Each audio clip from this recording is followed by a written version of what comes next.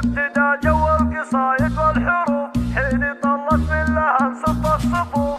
ابتدى جو القصايد والحروف حين طلت من لها انصف الصفوف. من مهابتها لها يطيب الوقوف لأنها تشمخ على رؤوس المعال. أقبلت أم العريس ونورت أم تركيا الجماهير احضرت وبالفخر والعز والله تصدرت وزينت بحضورها أحلى الليال. أم تركي تستحق من القصيد شي غير وشي خيالي وجديد لأن كل وصف بها نادر فريد كمل الله وصفها بخير الخصال. افرحي يا أم تركي الغالية واسعدي جعل السعادة عالية واشمخي الطيبة والوافية لأجلك الليلة نقيم الكرنفال وافخري في محفل ابنك لك فخر. العريس محمد العالي القدر محمد اللي لك شموخ معتبر.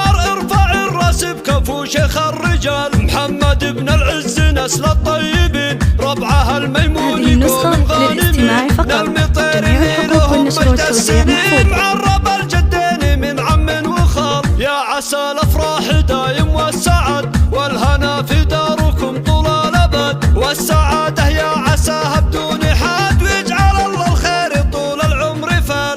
ابتدى جو القصايد والحروف حين طلت من لها انصف الصفوف. من مهابتها لها يطيب الوقوف لأنها تشمخ على رؤوس المعال. أقبلت أم العريس ونورت أم تركيا الجماهير احضرت وبالفخر والعز والله تصدرت وزينت بحضورها أحلى الليال. أم تركي تستحق من القصيد شي غير وشي خيالي وجديد لأن كل وصف بها نادر فريد كمل الله وصفها بخير الخصال. افرحي يا أم تركي الغالية واسعدي جعل السعادة عالية واشمخي الطيبة والوافية لأجلك الليلة نقيم الكرنفال وافخري في محفل ابنك لك فخر. العريس محمد العالي القدر محمد اللي لك شموخ معتبر. ارفع الراس بكفو شيخ الرجال محمد ابن العز نسل الطيبين ربعها الميمون يقوم غانمين